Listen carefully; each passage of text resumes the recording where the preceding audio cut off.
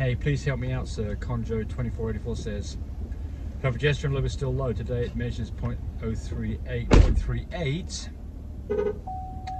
Okay, so I've got the numbers here. So let's see here.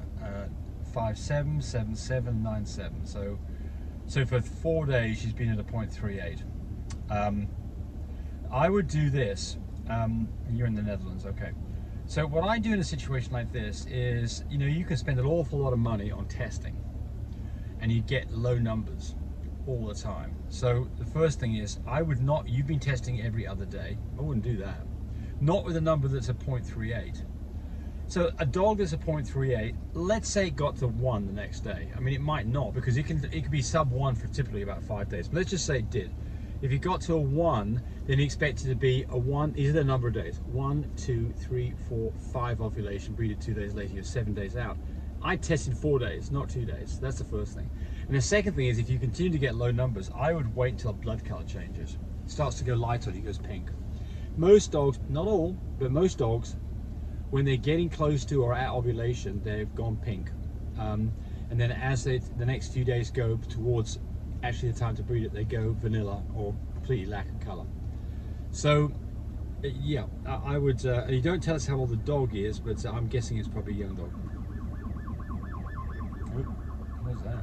Ambulance. Glory to God, I did an AI and had her rear end up for about 10 to 15 minutes doing all that stuff so she can suck in the semen. Nothing came out, but it came out about a few minutes later after I stopped holding her right rear end up. Am I good that this was successful? No, you're not. So anytime that it doesn't stain the dog, there's the potential that you don't get a litter or a small litter. I mean, you know, you've got to get it to stain the dog. What's the mistake here? 15 minutes isn't long enough.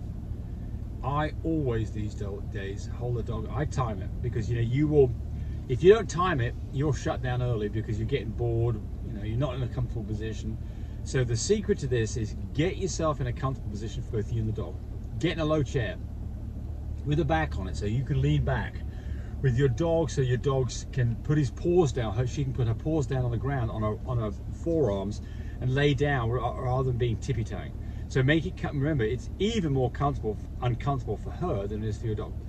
But you absolutely, you don't have to keep a finger in it for the whole 30 minutes, but you absolutely need to keep that dog up for at least 30 minutes. Then let the dog down slowly and make sure nothing's leaking out. If it is, right up on your knee again for another 15 minutes. And rinse and repeat as necessary until you get no leakage. But that was a mistake you made. And it's kind of a shame when you get in that situation, because you know, you wonder whether you've reduced your litter size or ruined your chance of a litter just because you didn't spend that last 15 minutes. So my recommendation is always to spend the 15 minutes. And this is the thing about going to the vet, by the way. You go to the vet, they're not going to spend 30 minutes because they've got too much other stuff going on. They will typically spend maybe 5 minutes doing this or less. Or they might, and this will work, they might inseminate the dog and then grab the dog up and bring the dog out to you in the waiting room, and then you can then hold that dog, you know, with your head towards the ground and up on your knee. Or you can get in your car and put that dog between your legs with its head down on the floor, and again, its legs up in the air. But you need, the mechanics of this says you need a good 30 minutes with gravity sucking down all the way towards the uterus so it doesn't leak out of it. If you don't do that, you will occasionally, if not frequently, potentially mess a litter up. So, yep, just spend that extra time. It's absolutely worth it.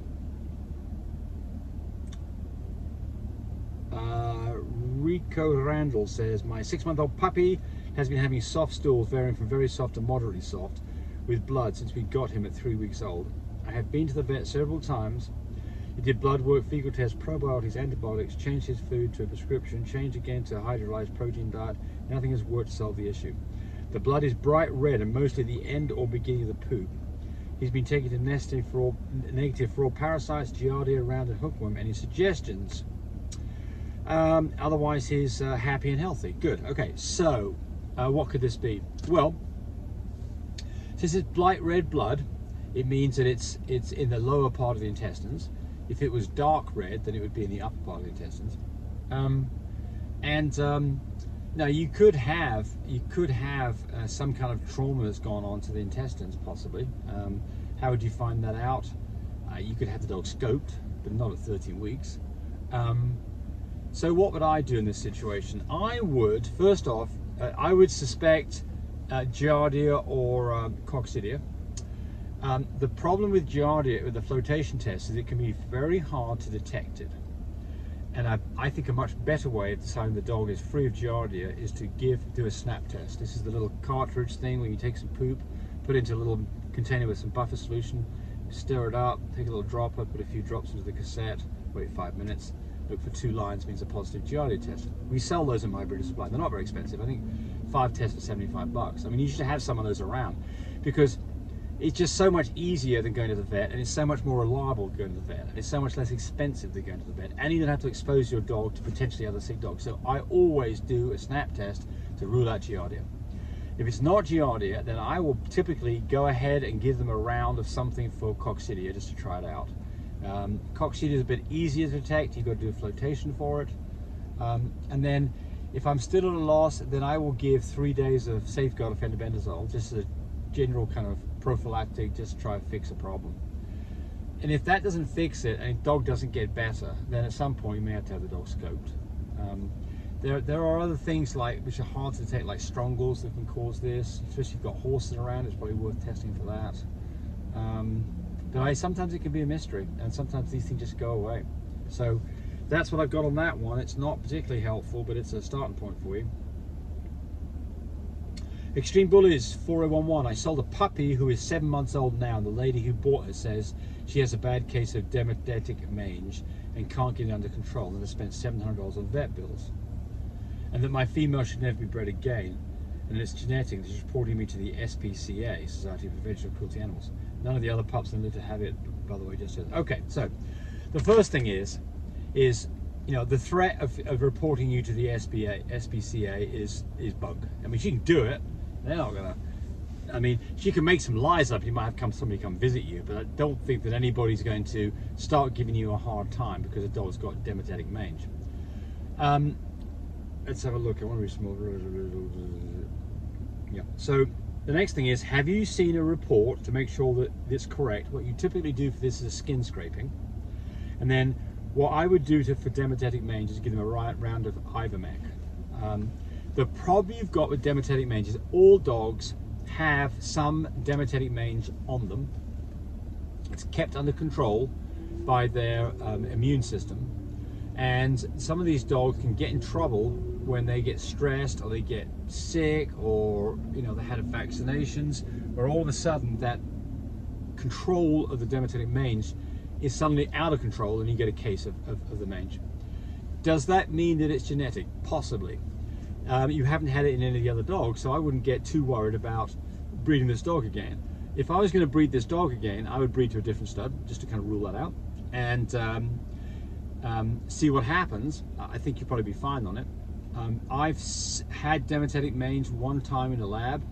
One puppy out of about 13 that had it. We treated it with Ivermec, and it cured it right up.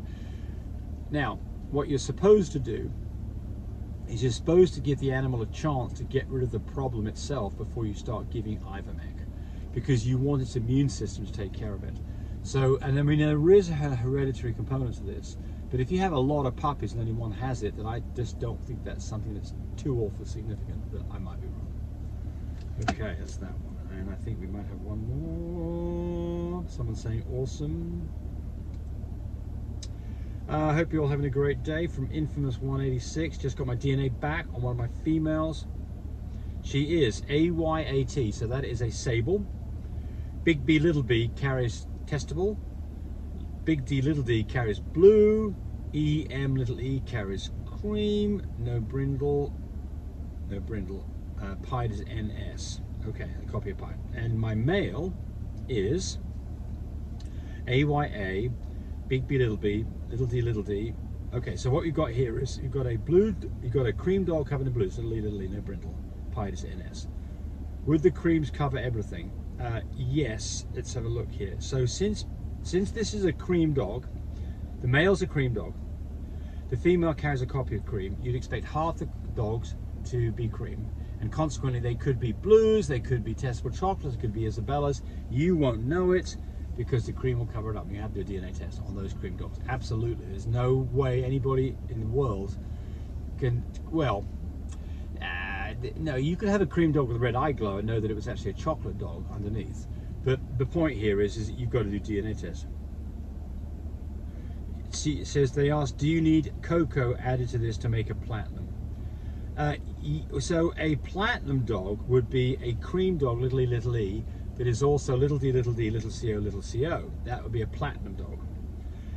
So you don't have co present, so this is little big B, little b, which is testable chocolate. So since both dogs carry one copy, you'd expect half the dogs to get little b, little b. And so those dogs would have a red eye glow if they're cream, and those would be Isabellas. That'd be an Isabella. So an Isabella would be a little b, little b, little d, little e, little e. Are you going to get that in this? No, probably not, because the chances are pretty remote. It's quite possible, but I'll give you the chances. The chances are, since you've got one there, one there, one there. So the female's got to give out little d, little e, and little b, and she's only going to do each of those half the time. So half times a quarter to an eighth, and then little b, big B on the male. So 1 in 16 dogs would be an Isabella. 1 in 16, a platinum. 1 in 16. Not very good odds. Quarter of your dogs can be pies because both of them are NS. I wish I was on the board. I could explain this to you much better. But the answer is, you need to go do a DNA test on these dogs, absolutely, to know what's going on. So otherwise, you're just not going to know. Orium78, thank you for your efforts in making and posting this. I'm in a bad financial situation with an older dog that I do not want to risk GA surgery. While I have Tract Supply right now down the street and can get all the supplies needed for under $10. I don't know what GA surgery is. Gastrointestinal, I don't know what that is. Sorry.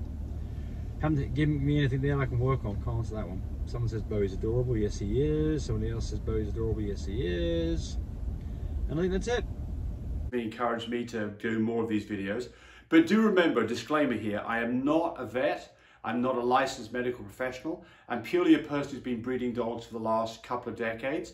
Any information that you got from this video, use at your own risk. There's nothing implied here, and certainly this should not be used as a substitute for advice from your veterinarian or your medical professional.